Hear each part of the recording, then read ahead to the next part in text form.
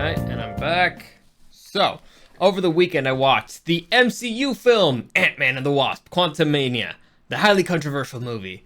And I finally get why people don't like it. So let's break it down. Welcome to the newest episode of SDW. Super Dario World!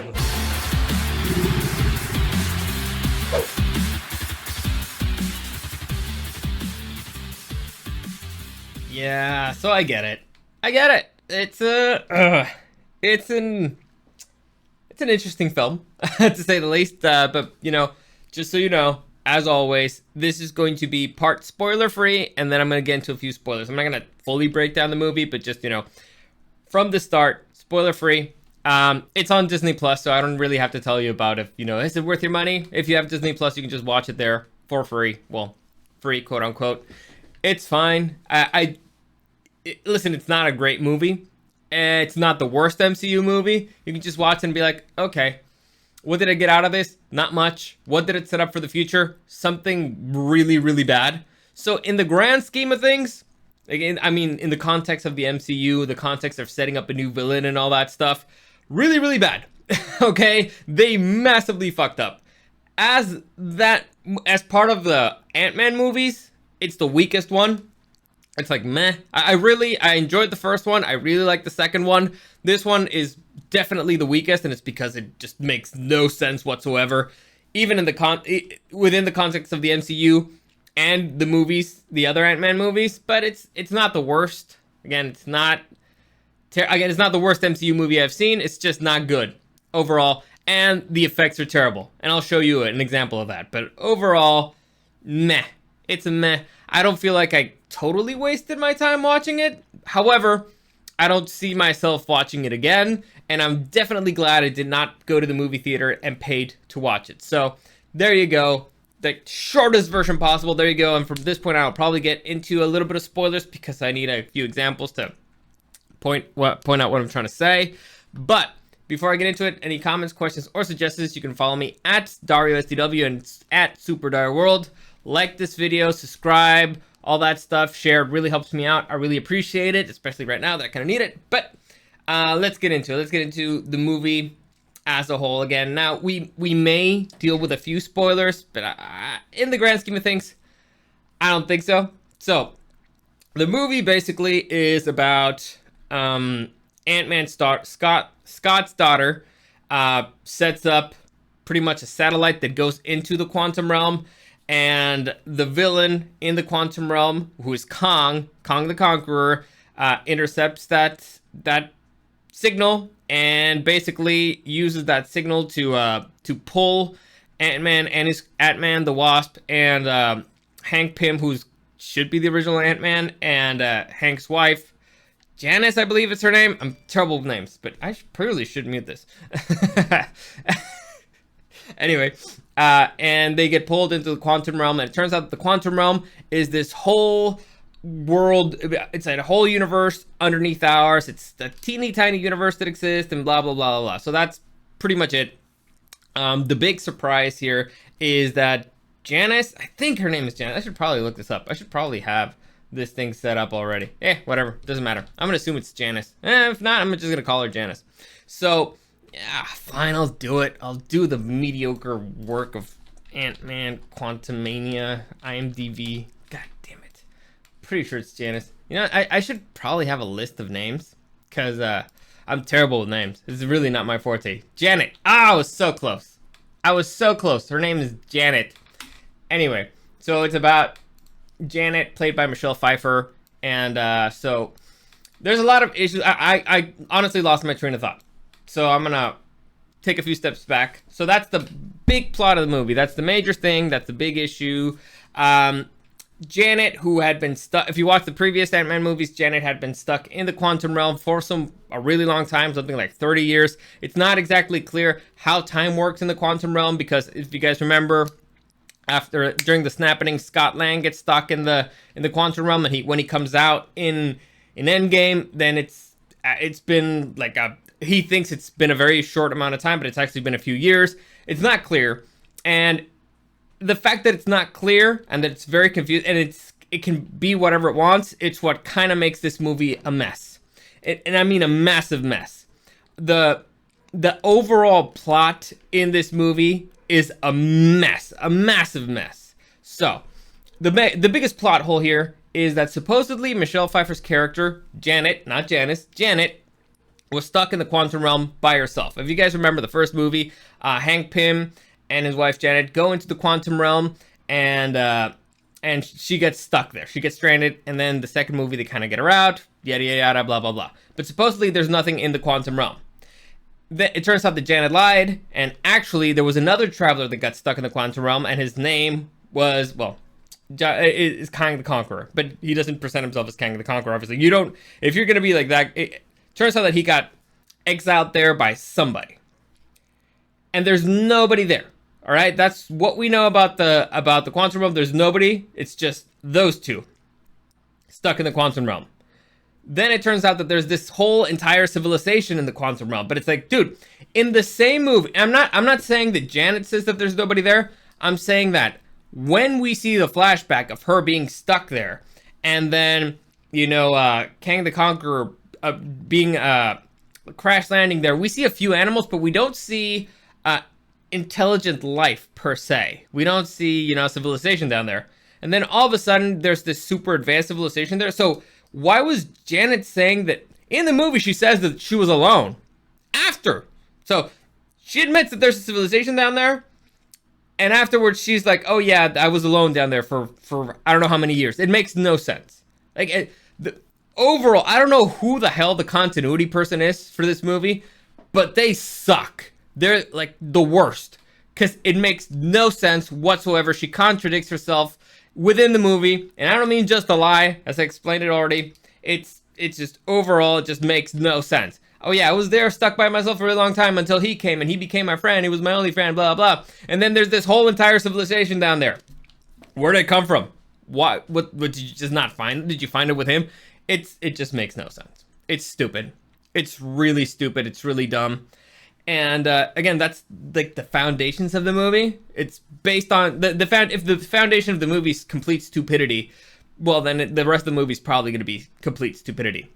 Anyway, there's also a bunch of issues with, let's say, the daughter. Let me see if I think I have an image of her here somewhere. I have to. So the daughter, they changed the actress. They changed her for Catherine Newton. I like Catherine Newton fine. She appeared in Supernatural. She appeared in the Pokemon movie. She's an okay actress.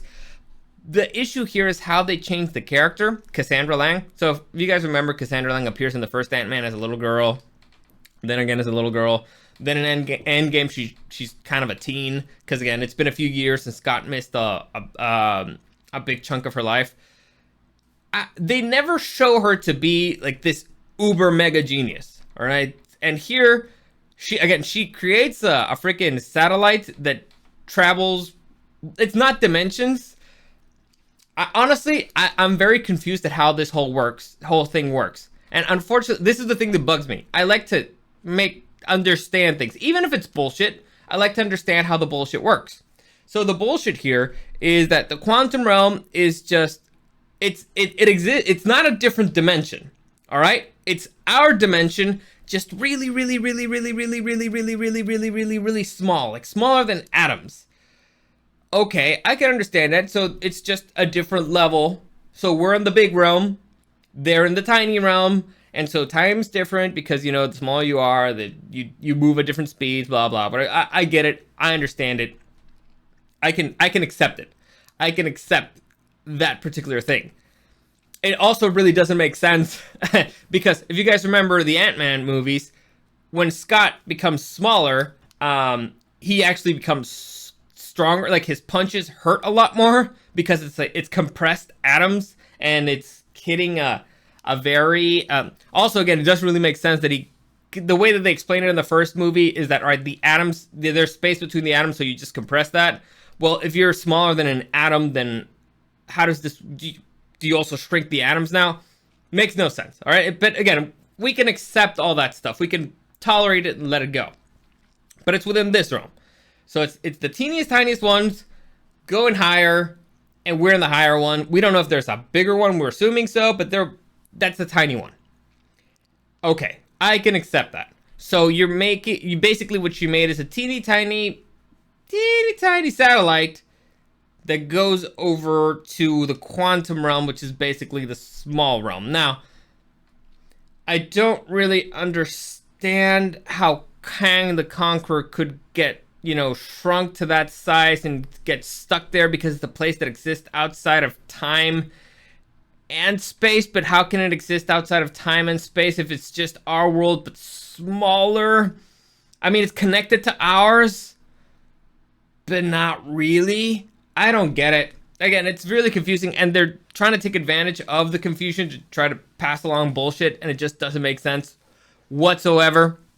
And so again, we've seen this little girl.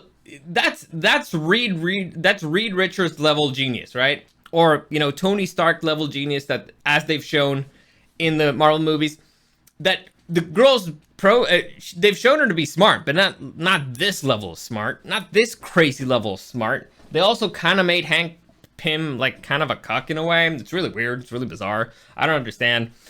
So overall, character's not great. Scott Lang's still fine. He's still likable. Hope Van Dyne, the Wasp, she's still fine. She's still likable. She's still a badass. So those two are kind of okay. They just really tried to use the other characters more. It didn't really land, in my humble opinion. They tried to make too much of the daughter, but she doesn't have a superhero name. In fact, I don't even remember. They keep calling her Cassie, or Cassandra Lang, Cassie Lang. But, I mean, if you want her to be a thing, you kind of need to give her a superhero name, right? No? Is it just me? Whatever, doesn't matter. And now we come into, first off, the biggest issue of the movie, by far, is the CGI. Now, the CGI looks pretty good in some cases, like, for example, right here. You can see it. It's fine. It's okay. However, there's the big issue of MODOK. MODOK is like the secondary villain in this movie, and he was written not great, not terrible. It's actually a returning villain, and I'm not going to get too much into it, but look at the way this thing looks with the CGI. All right, so this is him with a mask, which is okay, decent, cool. This is how he looks without the mask. Look at that. I mean, look at it. Look really hard. Disgusting, right? Terrible, gross, disgusting. They paid somebody millions of dollars to do that. Now I got another image here, which looks a slightly. This is like from the movie. It's a still. This is kind of like a, let's just say, a touched up version. It's still gross. It's still disgusting. I would not put that on a student film. I don't understand how they put it in a Marvel movie. Again, just disgustingly bad. And there's more examples of this. And for example, here's how the villain looked with his blue mask. This is Kang. This is the villain.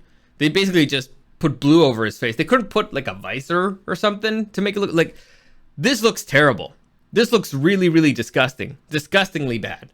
So I don't know what they were thinking, or if they were thinking at all, or if they just didn't have any editors, any special effects people, or anybody worth a damn. But it looks really bad. Certain things, not everything, but certain things look really, really bad. Particularly the villains. I don't know why. You'd think that they want them to look better. Now, let's go into the villains. So like I said, Ant-Man and the Wasp, they're okay. Little underused. They keep making Scott Lang kind of an idiot, but that's fine. He's been kind of an idiot throughout the films. He's still heroic when he needs to be. Hope Van Dyne, the Wasp, she's a badass through and through. I didn't particularly like the way that they handled the story with her and her mom, because it's just this, they just keep dragging out the mom just telling them what happened for no reason. It's like, oh, I probably should have told you this. And then boom, a bunch of, oh, I probably should have said, mom, tell us, mom, tell us, mom, tell us. It's so annoying and stupidly written. They could have explained it really quickly and then gone from there, but it's just beyond annoying. It's like, what, could you not think of anything else to write? Could you not think of a little adventure or a little complication they could have had at that particular moment? What the fuck were you thinking? It's stupid. It's terrible writing. Disgusting. Anyway, point is, not great. Hank Pym, I did not feel like they used him particularly well. Janet, like I said, was kind of annoying, and she really messes up she is the biggest plot hole in this movie, or she sets up the biggest plot hole in this movie. And the daughter, it doesn't, continuity wise, the daughter in this movie doesn't make sense with the daughter from the previous movies, but whatever. So all that stuff, that's kind of, that's the good guys. The bad guys look terrible, and that's the plot overall. But now let's focus specifically on Kang the Conqueror, who is supposed to be the next big bad, right? So Kang the Conqueror, for those of you who don't know, is basically an interdimensional conqueror. Now, I guess there's a really short version. Well, no, there's no short way of explaining Kang the Conqueror, because in many ways, Kang the Conqueror started off as a dude. Like, he was just a guy from the future, and then he kind of discovered time travel and really awesome technology, and, well, he was also really smart, and so that allowed him to travel to different dimensions. Again, this is, now, we're going into multiverse stuff, right? So, wow, this is really complicated to explain. Again, because the way I understand it, all right, this is our universe. All right, so let's call our universe Universe Prime. Based off what we saw on the Loki show, has different dimensions because, oh, well, not dimensions.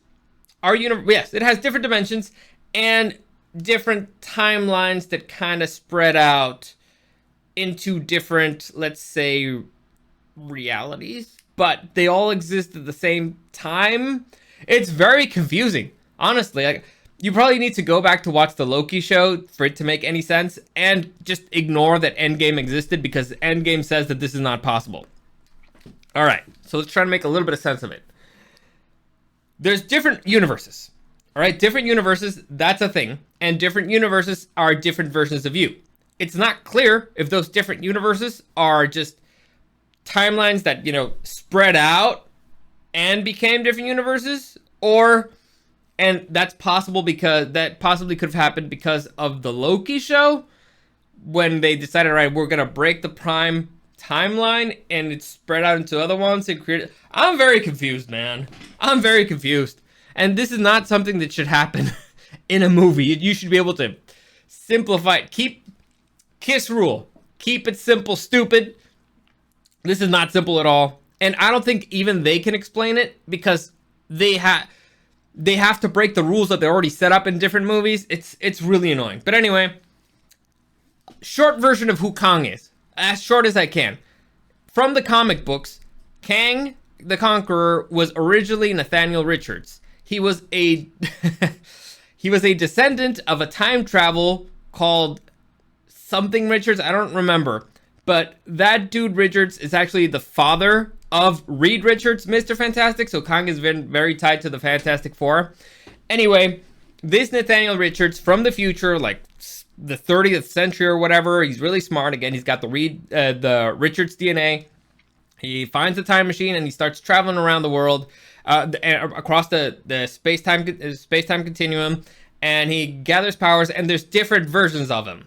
So there's one version where he just goes to Egypt and he stays there. There's one where after Egypt he gets bored and he goes to present time and he meets Dr. Doom, and he's like, man, this dude's armor's super cool. So he becomes, like, he takes that technology inspired and then goes to the future and then conquers stuff, and he starts conquering different worlds and then different dimensions and different versions of them. So it's, again, there's a bunch of different iterations of who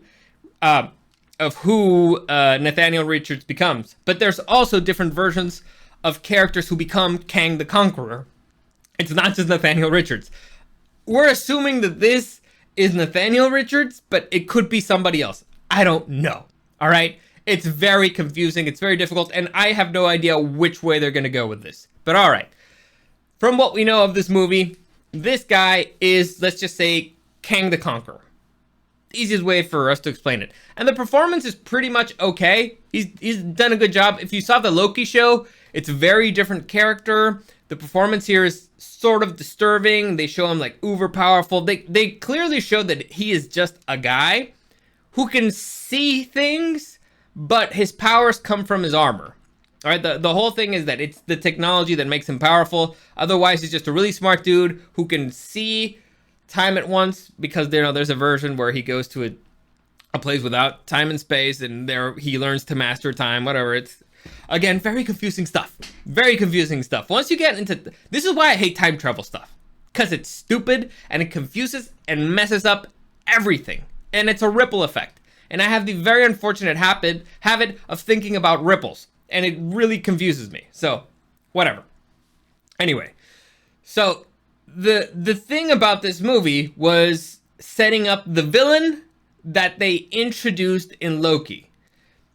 Unfortunately, and this is a rule from wrestling, all right? This is my kid brother has this phrase that everything in life is wrestling, and I have to agree sometimes.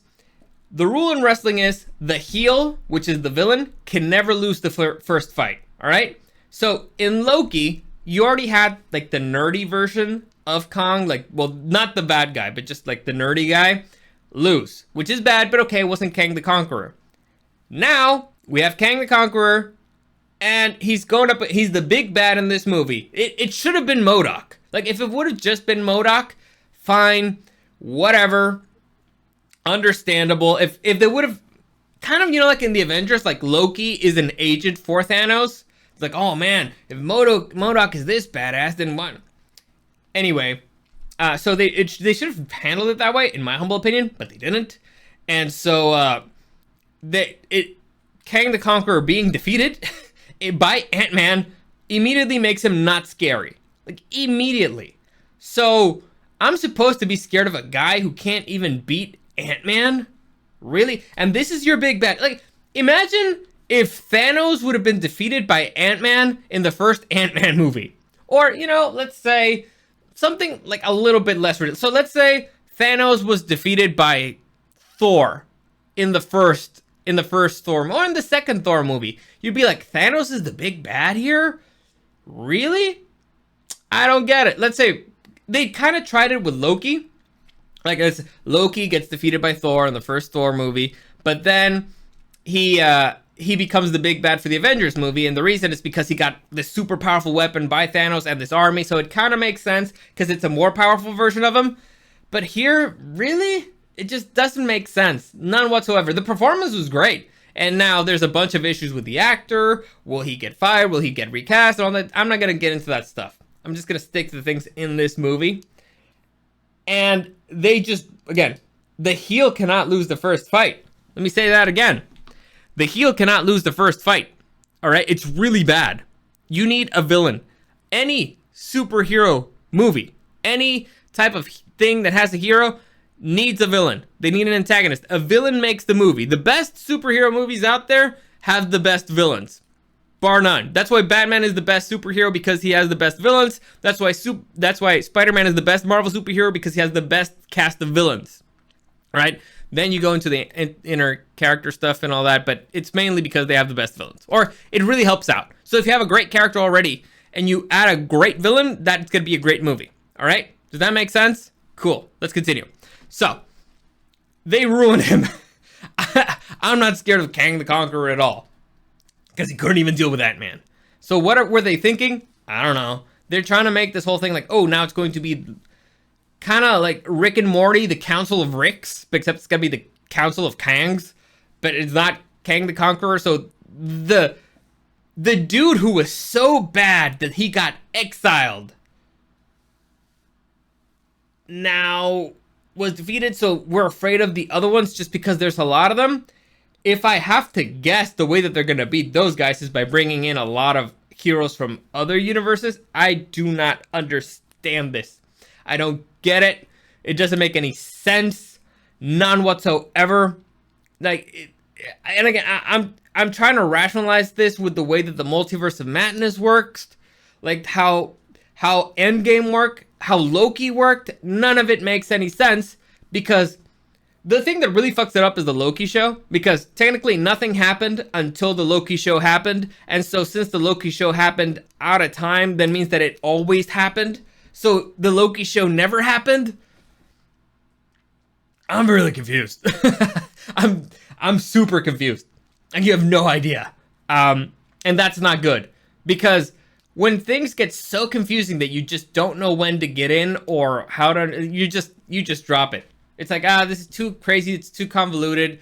The fights weren't even that cool. In fact, they avoided the fights for some reason. Like, I don't know why Scott Lang got captured several times. I don't know why freaking Scott Lang never fought MODOK. It's really like Scott Lang gets captured like twice.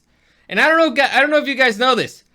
If you're traveling with your daughter and random strangers with weapons show up and are like, surrender, you probably won't surrender if you've got a superpowered weapon on you. And technically he does, which the suit says super weapon. So why he wouldn't fight and take these people down makes no sense to me. None whatsoever. Also, we continue the whole problem with the MCU, which is the MCU thing, which if you check out the movie, they only kill male characters and they only kill the male characters that they introduce. So like the dude with who shoots fire from his head, it's like a machine. Bill Murray, I think they killed him, and MODOK.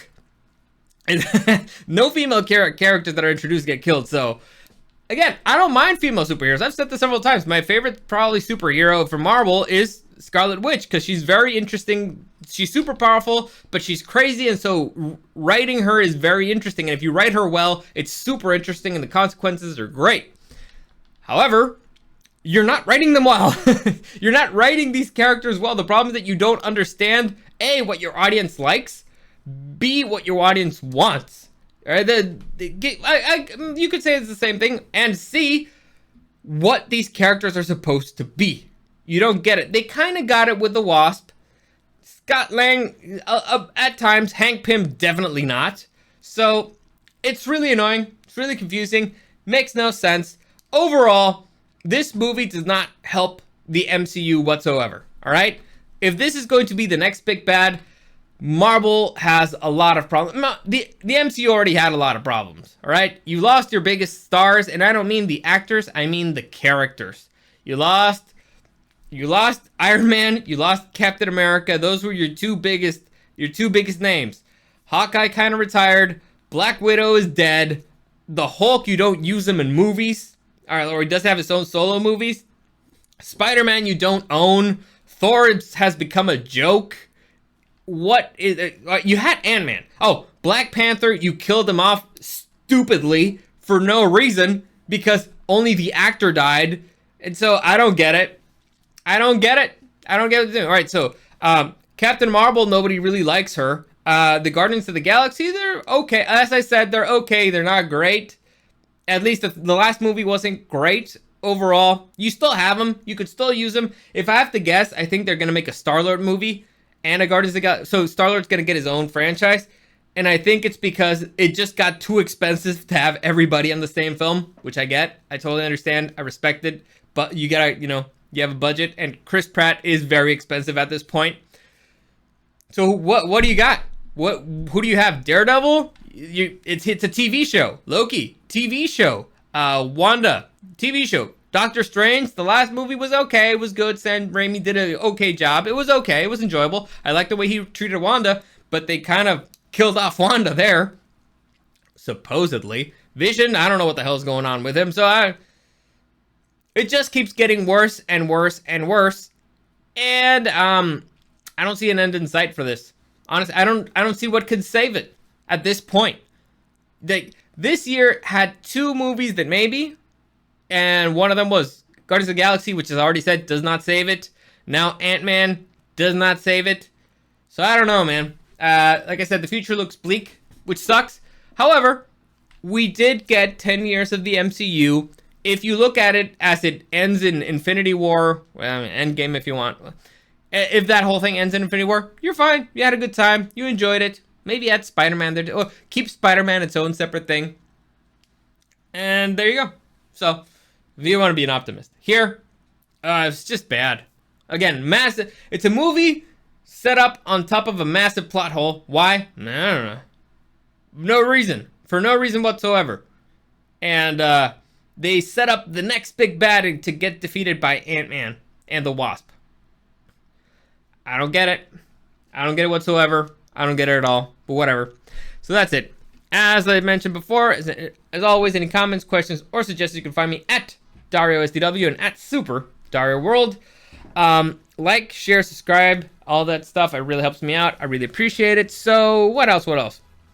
Supposedly, if I keep, to my schedule and things don't change, tomorrow I will be doing what was I going to call it?